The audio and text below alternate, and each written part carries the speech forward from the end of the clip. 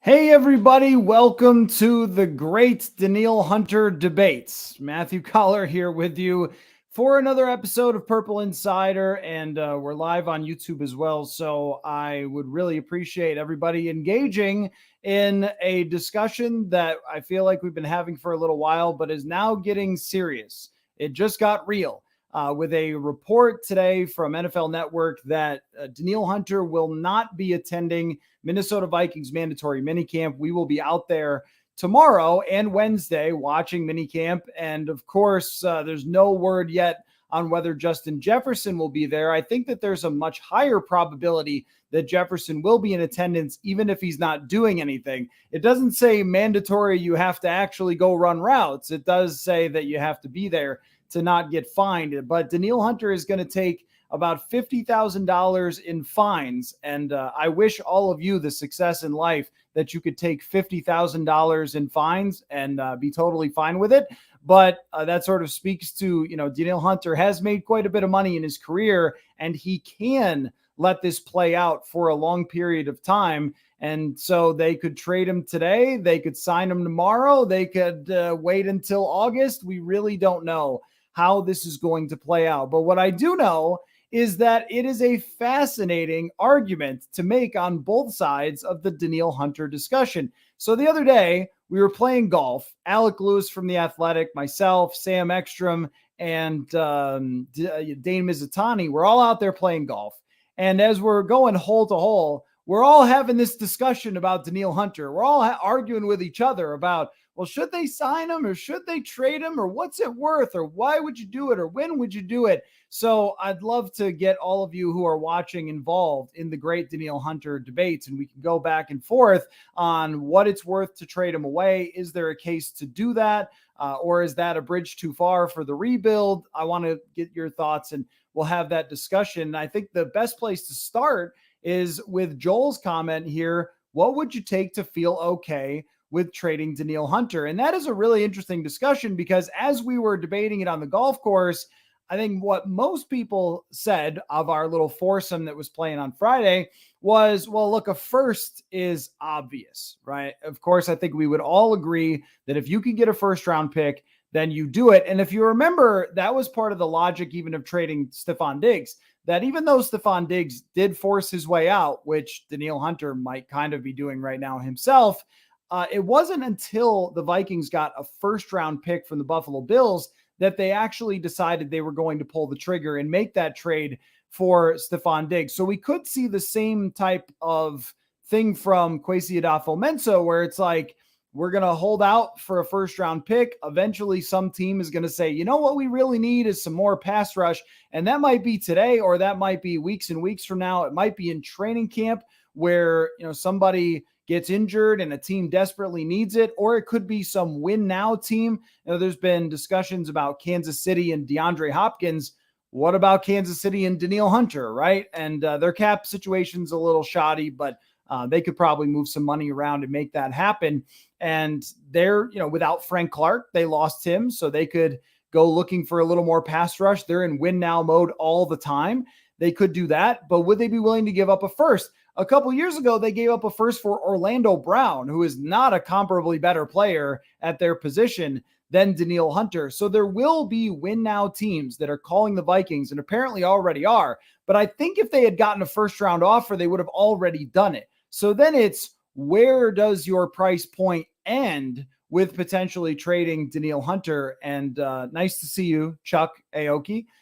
First rounder would be good. If they can't get that, if they can get that, I think you almost have to do it. Well, that's right. And I agree with that if they can get a first round pick for Danielle Hunter, it's really hard to say no. As good as Danielle Hunter is, you're not only talking about a first round pick that could potentially replace him, you're also talking about a first round pick that could play into a move up to draft a quarterback. And the more that they do and the more players that go out the door who are veteran win now players, the more it looks like they are drafting a quarterback next year. And it's so funny because we already knew that Dalvin Cook wasn't going to stay. We knew that they were moving on for Dalvin Cook for months.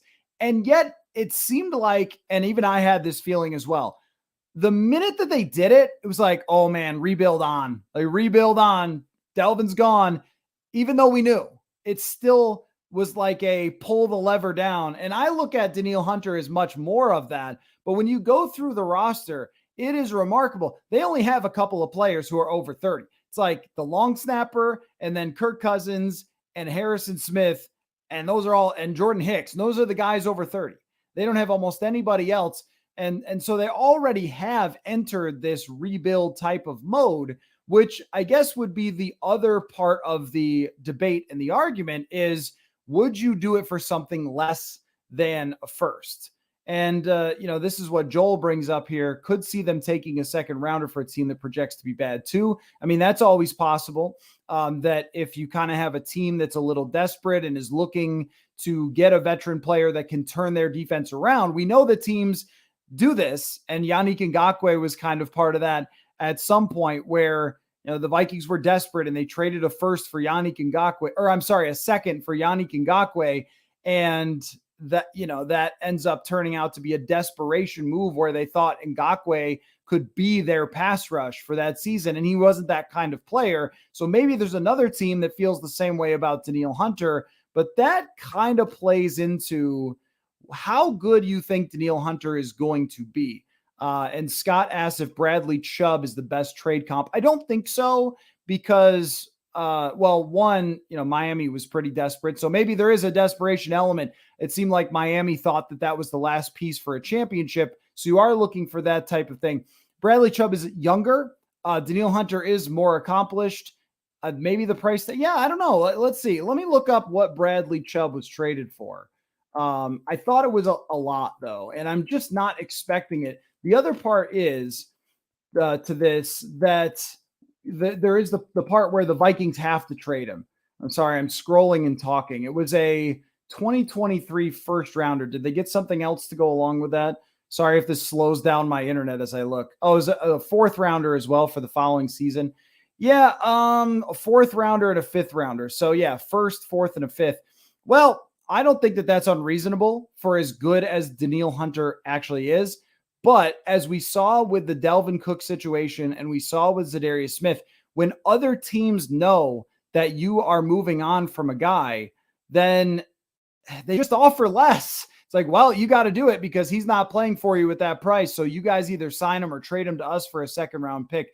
The second round pick is where the real Danielle Hunter debate becomes, because we can talk about this all day with a first rounder, and I think we can all agree. But if the league is not offering a first rounder, does that mean you have to sign him to be one of the most expensive players at his position in the entire NFL? Does that mean $25 million a year or more for Danielle Hunter? And that's where it gets really tricky. So Cody says a second rounder and a day 3 pick. And that sounds to me like a very reasonable trade offer that teams would be making is, all right, let's give you a fourth and a second for next year, and you give us Danielle Hunter. And by the way, the team acquiring him has to pay him so much money that, how do you justify that? Because if you're the other team, you're like, hey, we got to pay him this huge contract. So we're not going to give up our entire franchise and pay him that. And it's a good question from Cody. Do they have leverage for a first? And the answer is kind of yes, because Danielle Hunter is one of the best sack artists in the entire NFL. And when you go through, I think it's like 45 sacks in the last 56 games. It's very impressive. It is a very impressive resume.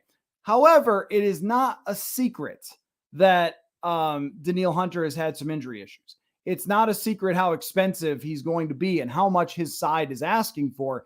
See, Danielle Hunter is kind of, it seems to me, and I don't know this for sure, but it seems like Danielle is kind of chasing the past a little bit here when it comes to his contract. So he signed a contract that was less than what he was worth and what he produced in 2018.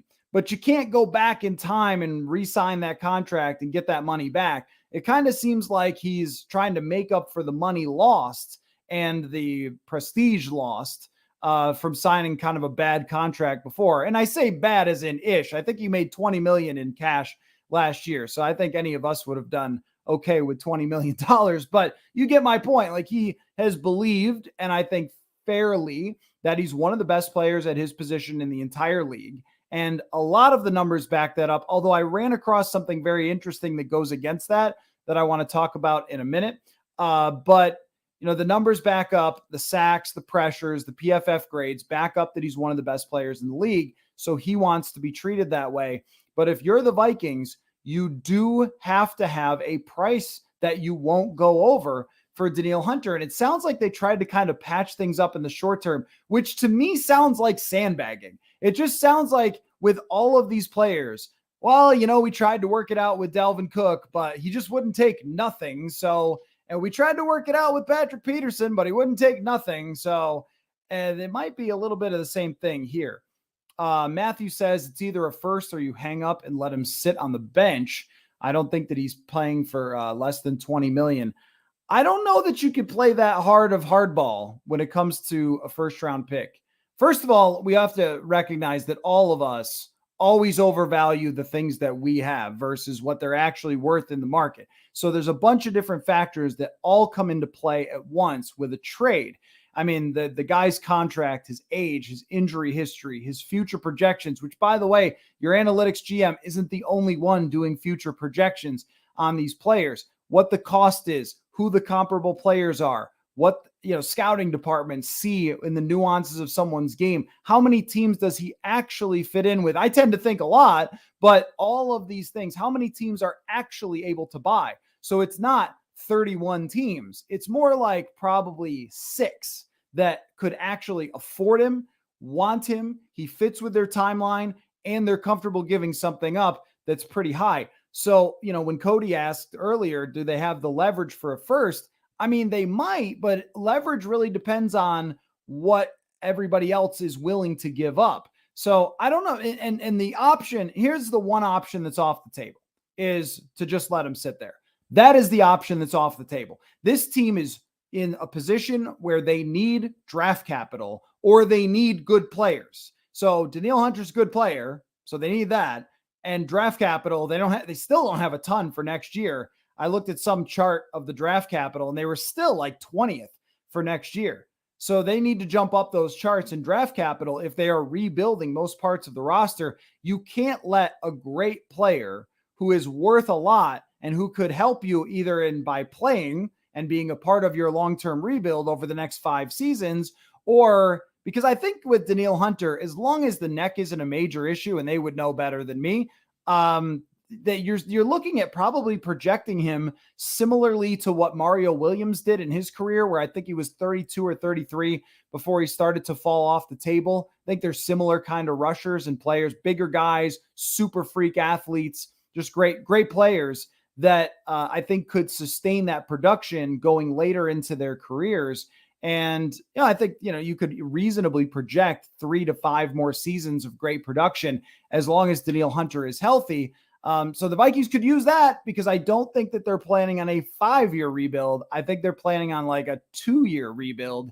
And so he could be a part of that. Well, you need that. That's great. You need to have that. That's important.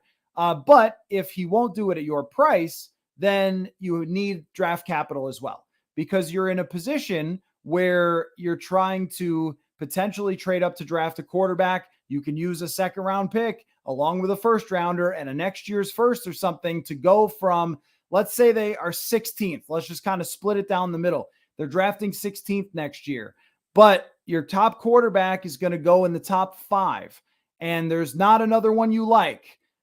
How are you going all in? Well, is it just this year's first and next year's first? Is that going to be enough? Or can you add a second? Can you add a second and a fourth to get a team there to give you that deal? I think that that's, really, really important potentially. So, I do think that when it comes to the second round pick, that there would be a lot of people that said, wow, Kwesi got screwed, a second round pick. How could he only get that?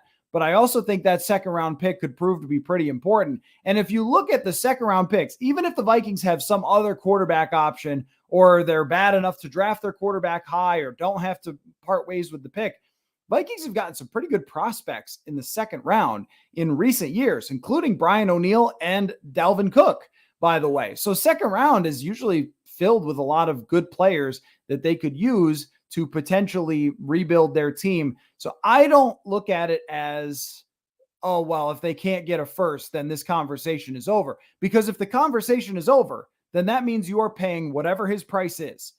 And that could be very, very high. That could be 25 million or more. And I think that in a second, we got to have that conversation as well about how much he's worth for dollars, how high you'd be willing to go. Daniel asks, does some kind of Chase Young and picks for Danielle Hunter intrigue you? The thing is with trading Danielle Hunter for someone like Chase Young to me is a huge, huge risk. He has been hurt and he has been bad, aside from his first year. And now if you're a rebuilding team, if you're trading like a 3rd round pick to get Chase Young or something, or even a second, maybe that's worth the risk. Or I guess even if you're a team that's ready to win, trading a 2nd round pick or something for like him is worth the risk.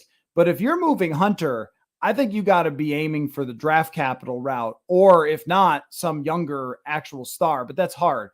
Chase Young has kind of done nothing in his career. He had a good start, and then after that, it has been kind of kaput.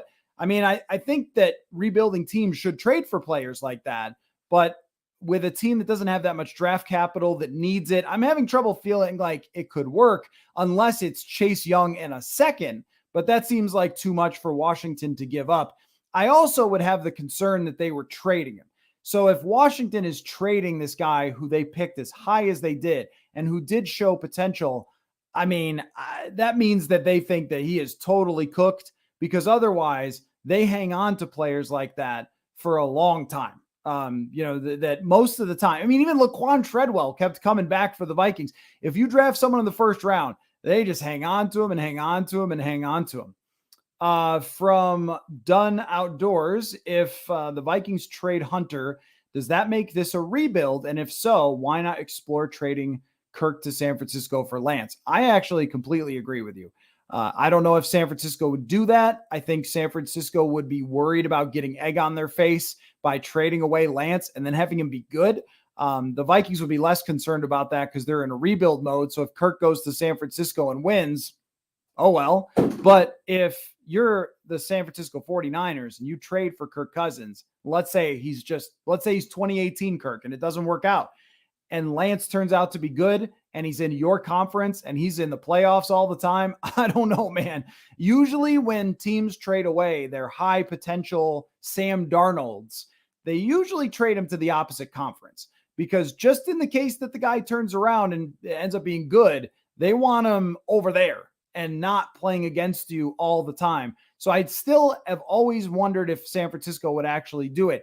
But if they're trading away Danielle Hunter, and we're looking at a defense that has essentially nobody left, and then on the outside of Harrison Smith, and they've got a lot of potential, a lot of interesting players, but proven players, Harrison Phillips and Harrison Smith. And I guess you could say Dean Lowry is a proven player, Jordan Hicks, but they're just, kind of guys. So you're looking at having almost nothing there. You'd be very hard pressed to convince me that Brian Flores is just going to blitz his way to that defense being good enough to make them any sort of contender with the younger players. I do think that they could improve based on how many of those younger players might actually be better than the corpses of what players were being rolled out there last year, plus having a better scheme. So I would still think that they could be better than 27th, but not good enough to really compete. I looked at this last year that 90% of teams that made the Super Bowl within the last 10 years, they still had very good pass defenses. There's a couple of examples of teams that didn't, but it's pretty rare. So you still need to have a good defense to make the Super Bowl, even with a great offense. And the offense is in transition more than we think too. You're taking out a proven Adam Thielen. You're taking out a proven Dalvin Cook. We don't know what Jordan Addison or Alexander Madison or Ty Chandler are going to do. The interior of the offensive line still unproven at the guard positions. So there's a lot of factors here that are so rebuildy that why wouldn't you want to take a shot at a young quarterback? And the benefit of the Trey Lance idea is, and this is again, if you're trading Hunter, then you're really going full rebuild. But the benefit of the Trey Lance idea is that you'd get him for a year. And if it doesn't work out, you can always walk away and draft a quarterback. And if it doesn't work out, you're probably drafting pretty high with that quarterback. So I kind of like that idea, but how that could ever happen, I mean, I don't really know. Let's see. Scott says any comp you get will be for 2024. Sit him until you get your value. Sitting him is not going to happen. It's just not going to happen. It never happens. Nobody, look at all the contract disputes that you've seen in the last 5 years and tell me one where the player was sitting out by the end of September. It never happens because you want to get that draft capital back. The longer you let him sit, the more teams know that you got to move on from him. I mean, right now, what the Vikings have as far as leverage is, we could sign him. We could sign him. We don't have to trade him to you. We could sign him. And, but by the time you go past go and let him sit, then they know that you can't just re-sign him, and you lose any leverage that you have. Then you're not getting anything back for him. It just lingers over the team. It's much better to just get something for him than to let him sit and let it just be a big distraction. I think it's much better that way. Andrew says problem is when Hunter was injured, the defense was not good. When he was playing, the defense was still not good. He's a superstar and wants to be paid like one. I would trade him for a 1 or high 2. Well, it's hard to say what a high 2 is going to be. So I guess like trade him to a bad team or a team that you think is going to be bad. That's the thing, is you got to do it now and take your guess. But your bad teams are probably not trading for Danielle Hunter. Here's how I know you're a bad team, at least at this moment, not a great team, right? So it's really only the really good teams that are going to want to trade for Danielle Hunter. I would think that it would only be teams that are trying to win right now and going all in. That's why I said that I would project only 6 to 8 teams are making the phone call, because they have to be in the right winning window, have the right amount of cap space, and be willing to give away their future draft capital for him. But your point with the defense overall, I mean, that would be an argument if you said, look, why keep playing him if the defense is going to take 2 years to rebuild? And so then you just burn 2 years of his career on mediocre or average defenses. Let's say he gets you 12 sacks next year and the defense ranks 23rd. Like, what good was it? And that's a really good argument to trade away Danielle Hunter. What difference does it make if he gets you 14 sacks, but you end up 23rd in defense, which is probably where I'd predict him to be right now? I mean, you're not going to just snap your fingers. Like, one player at the edge rusher position in a defense that is always about your weak parts, of which they have numerous weak parts right now, then why pay one player quarterback type of money or superstar receiver type of money? It's like on offense, and we've seen this, one receiver can drag your offense. One great quarterback can even make up for not having certain other parts of your offense. That is not the case with defense. And that has been the case all over the place. I mean, even Aaron Donald's the best player in the world. And yet at the same time, you see all sorts of ups and downs for that Rams defense over his career, because it's just not about one person. And that would be an argument to, decide to trade him away, because if you're paying one person as if he's the quarterback of the defense, but you need all these other parts on defense, well, that's where you need to draft. And the other thing is too, and this is something to notice, that there usually are pass rushers on the market, whether it's the trade market and Bradley Chubb gets traded, or Khalil Mack has been traded twice. I mean, think about how good Khalil Mack is. It's been traded twice. That there's always pass rushers kind of coming into the league. There's always situational rushers that you could patch that together if you have cap space. So if you have cap space and you could pay a couple of guys, I mean, what was it? Melvin Ingram shows up last year with, was it the Dolphins or the Chiefs or somebody? Pittsburgh. I don't know. He's been on a couple teams and he contributed to everybody. And we've seen, Philadelphia bring in a bunch of pass rushers. Chris Long at the end of his career comes into Philadelphia and plays pretty well. You can draft them. There's lots of different ways to approach that position that doesn't have to be with, paying Danielle Hunter that much money. Jason says trading Hunter is not a full rebuild. As long as Kirk is here, it is not a rebuild. Well, I don't agree with that because Kirk is not under contract through the future. Now, if Kirk was under contract for 5 more seasons, then I would say, well, of course it's not a rebuild. I mean, like, you're always trying to win as long as you have Kirk. But they're not doing everything to try to win. Like, it's a rebuild. I mean, they are rebuilding almost every part of this roster. The skill positions, we're still keeping an eye on the interior offensive line. We're looking at defensive line rebuild, linebackers, secondary is a complete rebuild outside of Harrison Smith. They even got a kicking competition. But no long snapper rebuild. We know that Andrew DePaulo is the guy. But when almost every position out of 22 starters, what is it, like 16 players are going to be unproven? That is to me a complete rebuild. The difference is that it's not a tank.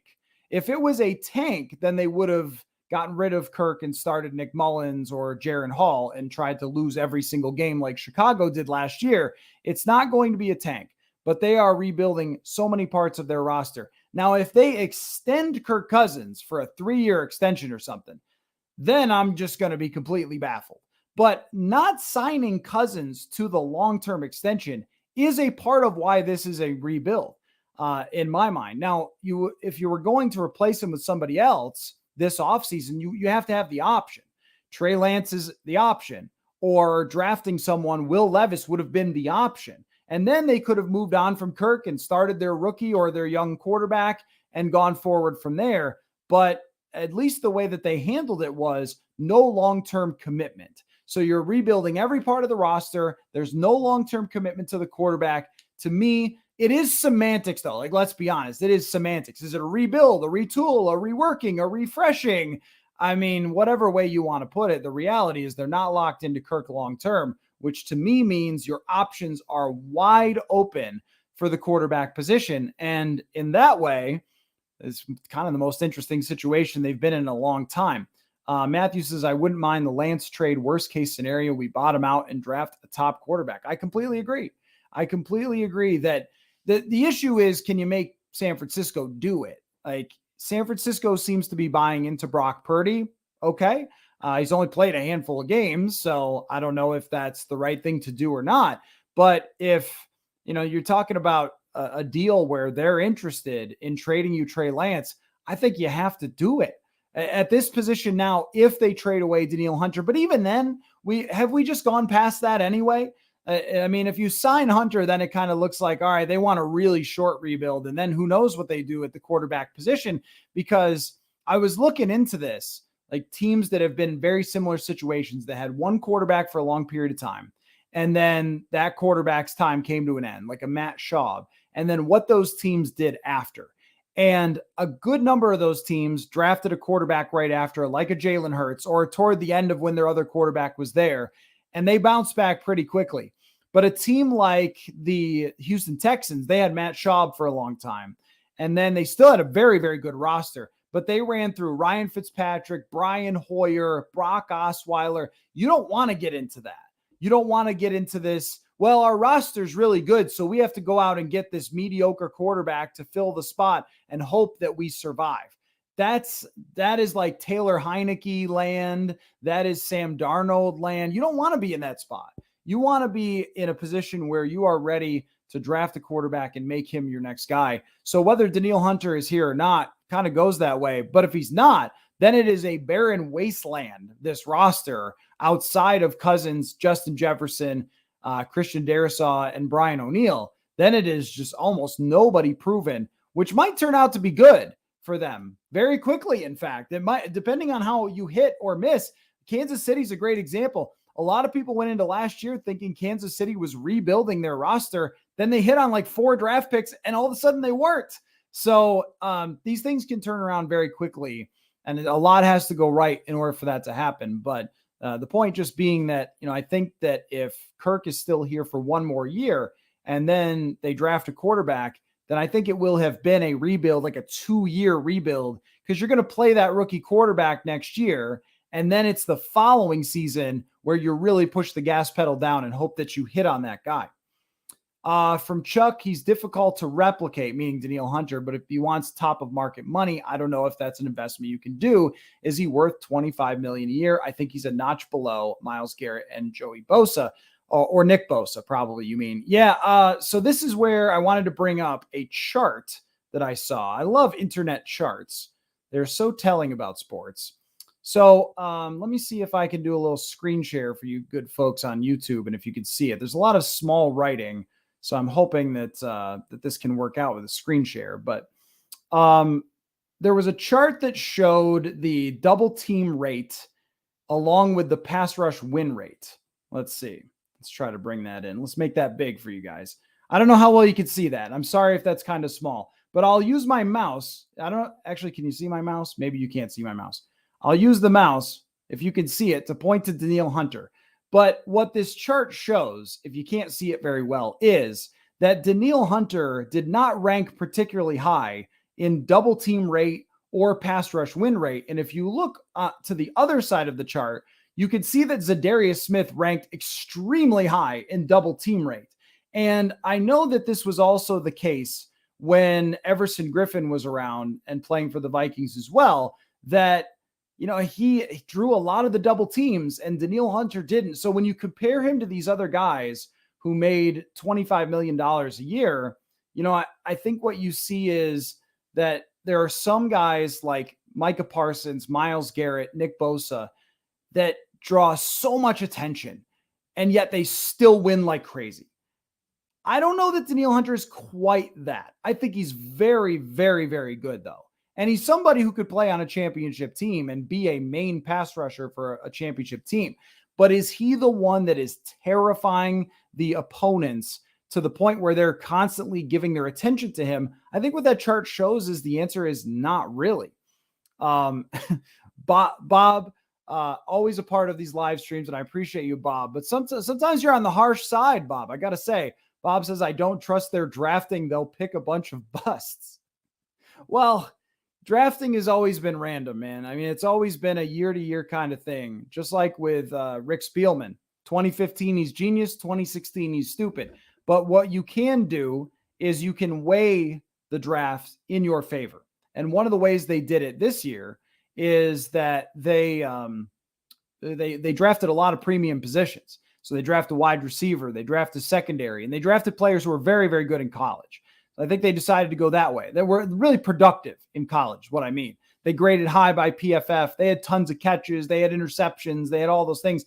And I think that was an interesting way to go about it. So maybe weighs it in their favor. But you know what weighs it in your favor? Having more draft picks. So if they trade away Danielle Hunter and get more draft picks, you get more opportunities to pick somebody.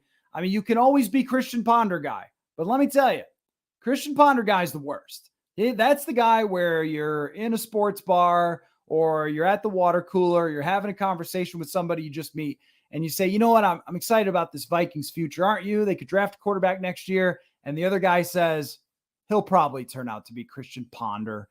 And it is just the worst.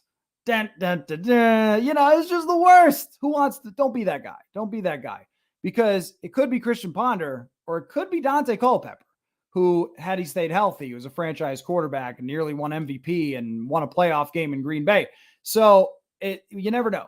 It could be a great quarterback, could not be. It's kind of random. But what you're trying to do is weigh your odds to give you the best chance. So the Vikings, in their setup, what they have offensively, gives the next quarterback a pretty good chance. 2 elite tackles, elite wide receiver, potentially a very good number 2 wide receiver. I mean, running backs that might all have potential. And that sounds pretty good as a setup. That's what they're trying to do here, is weigh the odds in their favor. But just don't be what about Christian Ponder guy. But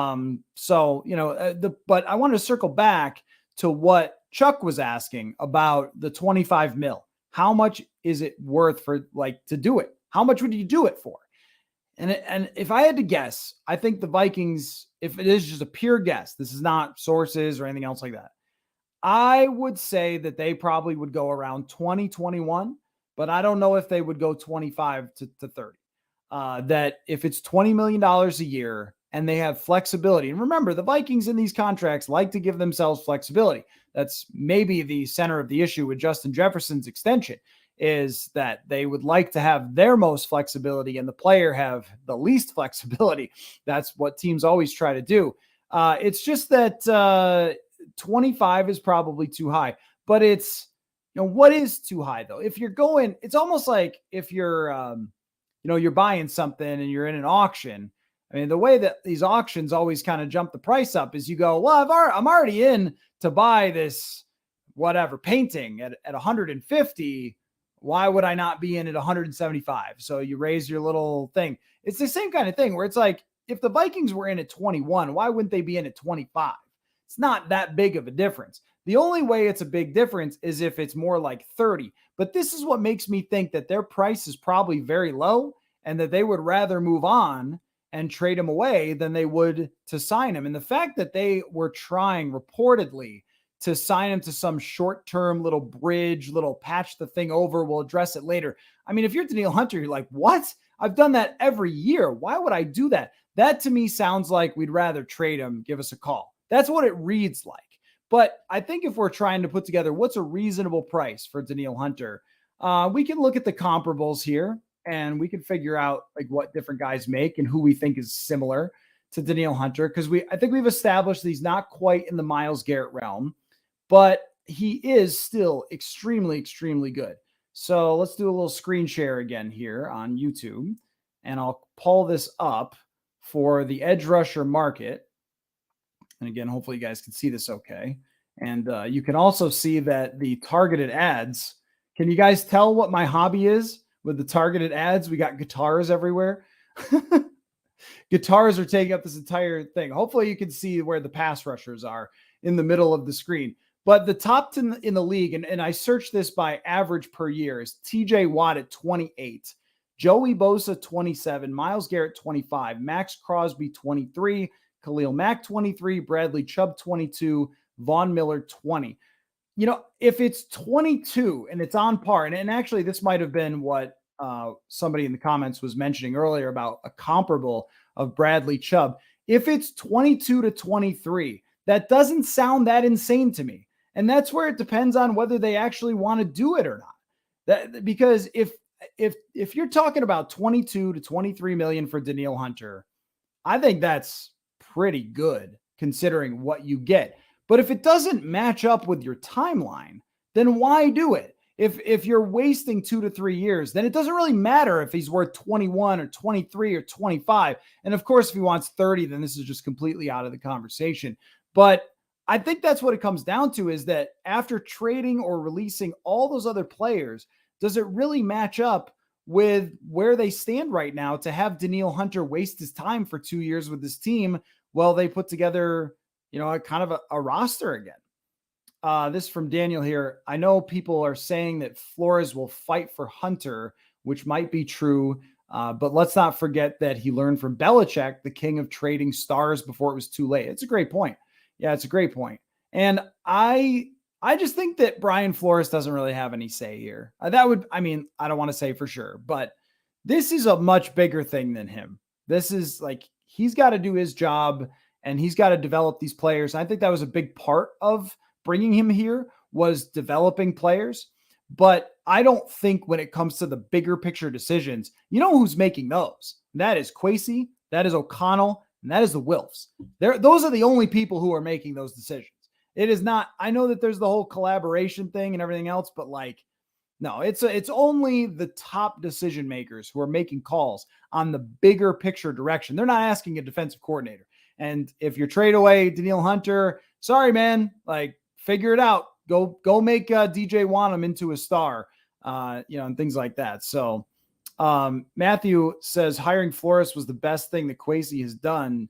Still irrelevant in the big picture because he'll be gone if he's successful. Don't agree with either one of those things, actually, Matthew. I think that the best thing Kwesi has done is not get fooled by 13 wins. That when you look at winning 13 games, what most teams do when they win 13 games, what do? They go, well, if we only had one more right guard, and then they go and restructure every contract.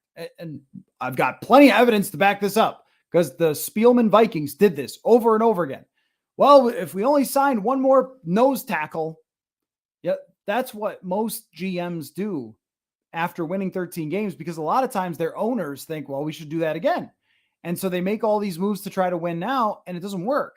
And I think that Kwesi not being tricked by a mediocre team or I don't want to say that, a good team that was not a great team last year, that was eliminated in the first round of the playoffs, not trying to bring it all back and run it all back against the harder schedule and hoping for the same luck that they got last year. To me, that is the single smartest thing that he's done. And not extending Kirk Cousins is also the smartest thing that he's done, because leaving a really big amount of flexibility with the quarterback position could end up paying huge dividends. The Flores hire, I think, could he end up getting a head coaching job? Maybe. He's suing the league, by the way. I don't know if he's going to get a head coaching job or not, but Flores could be here for a few years and he could be a big part of developing these players. And I think that's a really good hire for them. But ultimately, it doesn't really matter to me who the defensive coordinator is. It matters how you build the roster up. And, I do think, and Chad brings this up, why does everyone hate Kwesi now? No, I don't think that's true. I think that there are some people who are being very hard on Kwesi about what direction they've taken, and I'm not going to be one of them. I was hard on Kwesi last year because of the direction they took. And they won 13 games, and they won way more games than I ever thought they were capable of. And so I'm not going to take that away from them. They won the division. They picked a good year to go all in. So I don't want to say that they did everything wrong and I was right or whatever. I was kind of both. We were both right. Like, they were right that they won more games than the year before and had a great season, regular season, but ultimately didn't get on the positive side of point differential, lost in the first round. Everybody got to be right. But the whole point is that last year, I thought there was more reason to be critical of Kwesi Adofo-Mensah, where the draft didn't make a lot of sense, where the moves to bring in older players, to me, did not make a lot of sense with the situation. That was last year. This year, it feels like what I felt like they should have done last year, which was to move on from a lot of the veteran players. Don't hurt yourself with the future salary cap. Don't extend the quarterback, all those things. And look, we could replay it 1,000 times. If they had tanked last year, then they would have ended up with, maybe one of those top quarterbacks. I don't know. And will they work out? I don't know. A lot of this is a guessing game, and you sort of take your best shot at it. They wanted to see if it was the culture and if it was the Mike Zimmer effect, if they could be a better team than they were the year before. And they proved that they could. So in that way, they did the right thing, and they made a lot of moves to be a good team, like getting za'darius Smith. They really just hired the wrong defensive coordinator. I think if they had Brian Flores last year, they maybe do win a playoff game or are more competitive in the playoffs, or do end up with a positive point differential. Don't give up 400 yards 5 games in a row or whatever. So they made a big mistake there. That's the thin line that you walk. This year, I have been much more on board from the very outset. It was like, that was it. That was your chance. You won 13 games. You're never going to have that again with this group. Everybody's older, and everything is harder going forward after this. And look, here's another thing. Justin Jefferson had an all-time great season last year. It doesn't always happen. Even look at Kelvin Johnson's career. So there was a lot of things that came together. You never, ever get 8 fourth quarter comebacks. Like, everything happened. And so Kwesi recognizing that, to me, is by far the best thing he's done. It's the best thing a Vikings general manager has done in a long time, in my opinion. So I think that being understanding of the bigger picture is, much more important than, well, he didn't get enough for this guy or he didn't get enough for that guy. Derek says Kwesi likes to talk out of school and trade down for not much value. Other than that, he's great. I don't know what you mean by talk out of school. I mean, there was the one article where he said the thing we all know about Kirk Cousins, and where he also said that great quarterbacks win Super Bowls, which happened. And he also talked about why you don't go all in and go full Rams, because if it doesn't work out, then you're kind of screwed, which the Rams were for last year. So I don't know about that. I mean, maybe that was saying a little too much. I'm not going to defend everything he said or done, but I feel like some of these criticisms are a little bit on the nitpicky side compared to taking the right direction with the franchise. And trading down for not much value depends on a matter of opinion, I suppose. His first draft, there were some people who liked it and some who didn't. And then this year, his trades came back from all the charts as being on the positive side. So I don't know. I prefer the general manager who is going to be honest with us. And I really felt like, by the way, if you go back and listen to me after the combine, after 3 or 4 of us sat down with Kwesi Adofo-Mensah, and I came back and said, you know what, guys, I would prepare yourselves for them to completely overhaul this roster. And they did. And Kwesi gave us an explanation of why they would do that. I appreciate that because then I can relay that and understand that better. So I don't know about talking out of school, as in more just being a little more revealing, I guess, maybe is the wrong word, but helping us understand a little bit better what's going on. And I think that he mixes in some things that are joking around or whatever that I think if you take too seriously, I don't know, because I'm kind of looking for the information more than he kind of makes a joke about music or something. So I think and again, last year, plenty of reason to be down on the moves that they made. It looked very Spielman-like. I couldn't tell the difference. If you told me Spielman was still in charge, I would have said, yeah, okay. This year, it has been very different. Very, very different. From High Times KG, Kwesi is in charge of fixing Rick's mess. Rick dealt some ugly contracts. Hunter, Cook, Harrison Smith, terrible drafts. That's right. Now, that doesn't excuse other things that they did last year that hurt them long term. Okay. So, when you sign Thielen, when it was pretty clear that there was some regression going on, and then you extend Thielen and hurt yourself for the future, that's not great. And maybe they felt like they couldn't replace him with somebody better. So there are moves that Kwesi has done that last year did not help them for the long term, and they're paying for that. And I guess we're going to find out what happens with that Kirk Cousins, $28 million dead cap hit, if there's an extension to spread that out, or if they're just going to have to deal with that next year and work around that. That's pretty tough. That is pretty tough. In my opinion, I think they're going to have trouble working around that in the first year. So there are things that we can say on a micro level, didn't like this isn't going to work out. And there's no excusing, in my mind, the draft where you take a safety in the first round, even if he turns out to be good, how valuable or hard to replace is that? The guard, again, we'll see how it works out, taking him in the second round. But then this year, I think we saw much more of a Kwesi approach of taking players at almost all across the board premium positions, outside of a fifth round nose tackle, which, it can be important. So let's see. From David, I wonder if Kwesi originally struck an agreement with the Wilfs that he'd have to wait a year or two before he could do a rebuild. I think, and it's just putting together the tea leaves. So Eric Kendricks told us that they had a meeting with the Wilfs after the Mike Zimmer thing to talk about what they needed. And they vehemently argued that they could be a good team if they had just had a better culture and so forth. That was something he said on the record. And I think that the Wilfs believed that. And I think they proved that to be true last year. That I agree that there's a very good chance that they wanted a general manager who was going to kind of stay the course for a year and then see what happens.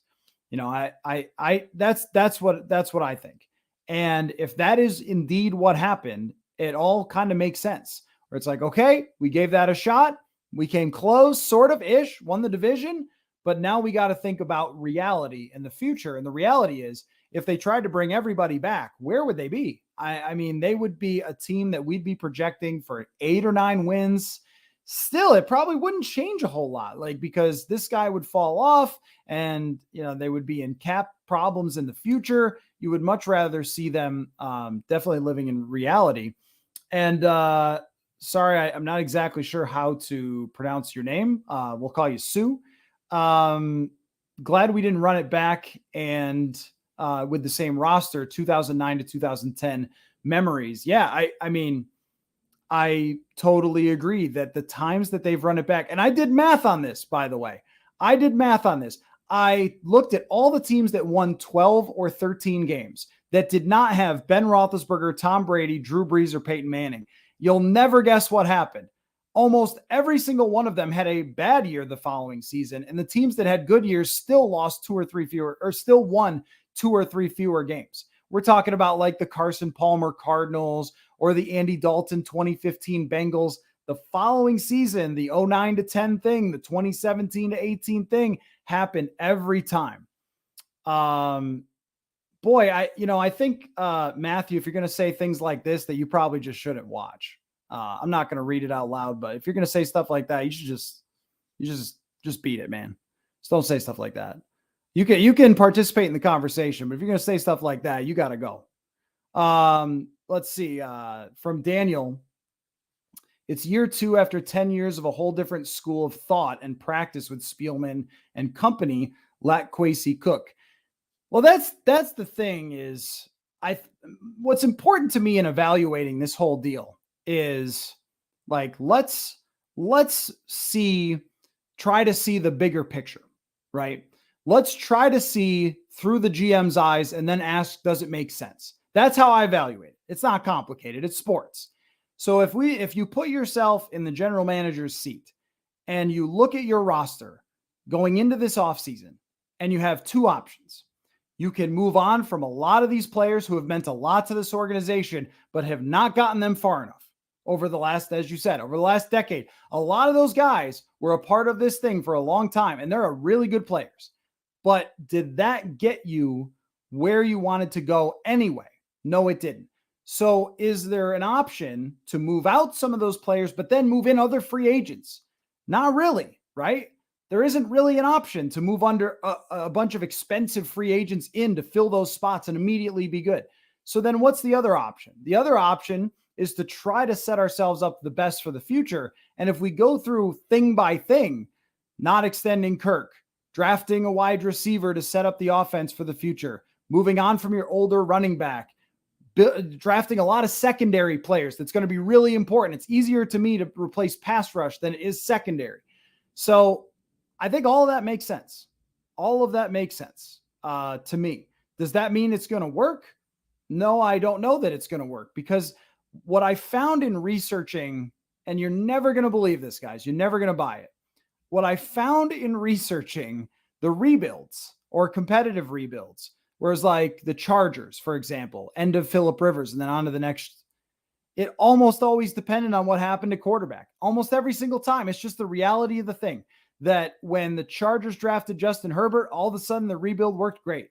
And when the Buffalo Bills tore apart their roster, and then all of a sudden they, all of a sudden they get Josh Allen, and then their rebuild works. And the Philadelphia Eagles, same thing. All of a sudden, in the Philadelphia Eagles, Jalen Hurts takes that big step forward, and it all works together. And the teams where it didn't work, they drafted your Daniel Jones to replace Eli Manning. And, that's the trouble. That's the trouble, is when it feels like it's out of your hands, then, it makes it a little more difficult to accept when it's like, well, really depends on what happens next at quarterback. But I think for the rest of the roster, what you're trying to do is time out your roster to be peaking when that quarterback is in his second, third, fourth year. That should be the goal, right? And this is where we can sort of circle it back into Danielle Hunter. But if you're trying to time out where it all works together, so let's say that a lot of these young defensive players, you find out that 5 of them are good. 5 of the young defensive players are good. Great. So when you get the cap space, you can fill in the other spots. 5 or 6, let's just say, are really good or good enough. So you fill in the other spots in free agency when you get the cap space. You already have a great receiving room. You already have great tackles. So you can replace a guard, right? You can go replace a guard. But you're giving your quarterback the best possibility to be good. And I look at Jalen Hurts as a great example. I think if Jalen Hurts plays for a really bad team with a really bad roster, that, he might still be good, because I think that he made a ton of progress, but he's got the best offensive line in the league, great wide receivers. You can give that to your next quarterback. You can weigh the odds. Carson Wentz was not that good of a quarterback, but he was able to win 13 games, legit lead one of the best offenses in the league because of the talent that they were able to put around him. And I think that's what they're trying to do. So if you're talking about, Danielle Hunter, does he play into this, right? That's the question. Does he play into this where, Danielle Hunter's timeline for his career? And if you think that he's going to be good for another 5 years, then of course he does. because your target is within the next 2 years. But if you think that he's probably only got a couple more years left of being an elite player, then you move on and get the draft capital. So I think that's what it really comes down to. But this is kind of one of those ink blot tests where everybody sees something different. And I appreciate Michael coming in at the end and saying, if we sign DeAndre Hopkins and overpay Hunter, we have a chance for the Super Bowl. No, I don't think you do. I don't think you do. That's the problem. That's why they have to be where they are, is because even if you signed DeAndre Hopkins, you would not have a good chance to win the Super Bowl. Here's how I know. They've always had great receivers. They've always had a good offense, and they've never been able to put it all together. I don't think they have enough on defense unless there is a stunning amount of development over the next 2 years. So, I think that I think that they are, with this Danielle Hunter thing, sort of at a little bit of a crossroads, and they've already gone a certain direction. So, but it's more like, let's say they come to the fork in the road and they've taken a few steps down the rebuild road and they're kind of looking, what does it look like down there? What do you see? You see some cap space? I should have had my sunglasses on. You see cap space down there? You see high draft picks? You see a rebuild? You see a tough season in 2023? What do you see down there? And once you decide that Danielle Hunter is going to be traded, you're not looking down that road. You are down that road. And so that's how I look at this. When it could happen, I have no idea. Could happen soon. Could happen August. I really don't know. But I think that they've gone so far with this rebuild that they should probably just pull the trigger and move on, as hard as that is. So Chad says, on the topic of Hunter, if it ends up in a trade, do you fill the roster spot with a named veteran or throw young guys in and see if there's anything there? Definitely the young guy route for me. I mean, you could bring in a veteran just to have him. Like, Davenport's not going to play 1,000 snaps. That has never happened. It's never come close to happening.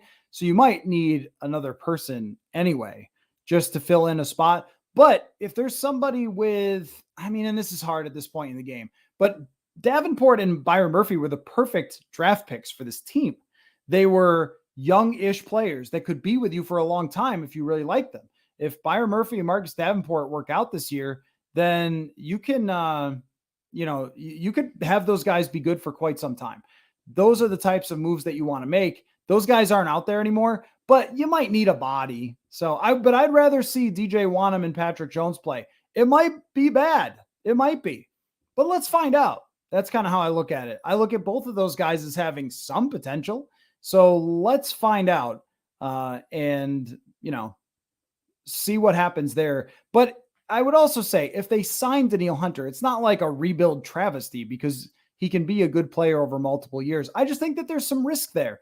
And it's always the math that you're always doing is, if I gave you $25 million, what could you do with it? And the answer is kind of a lot. Could you replace with another pass rusher? Sure. You can be the team that makes the AJ Brown trade or the Bradley Chubb trade down the road. And it doesn't have to be that far from now, but it's going to be weird in between, especially with Kirk Cousins still at quarterback. So anyway, well, fun as always, guys. Fun discussion as always. And there's going to be more of them, I assume. Tomorrow night we'll have hot routes around 8 o'clock. So doing our usual thing. But when there's emergency pods, that I don't know. I don't know with this Danielle Hunter thing, because if you remember with Khalil Mack, that played out all the way through the summer, and there was a trade right at the end. That's funny. Daniel says, don't worry, an Anthony Barr reunion is coming. Could be. But if there's a move soon, we'll let you know. I'll be out there for the next two minicamp practices on Wednesday. Going to record a podcast with Will Ragetz and Dave Campbell of the Associated Press. And tomorrow we'll definitely be here for hot routes, but I'll talk about OTAs as well and what, I've gathered from there. And we'll see what we hear about Danielle Hunter or if Justin Jefferson there or anything else. So, Derek, I'm sorry I'm letting you down that I haven't yet talked about the kicker battle, but maybe tomorrow. Hey, they kicked last time and they both kicked well. So there we go. Chuck, if there's a emergency, if they trade him tonight, will you emergency pod at 2 a.m.? Absolutely. Absolutely.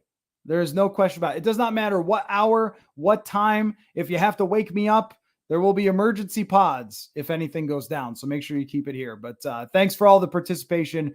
Really enjoy talking to you guys as always. And we will talk to you again soon. Thanks, everybody.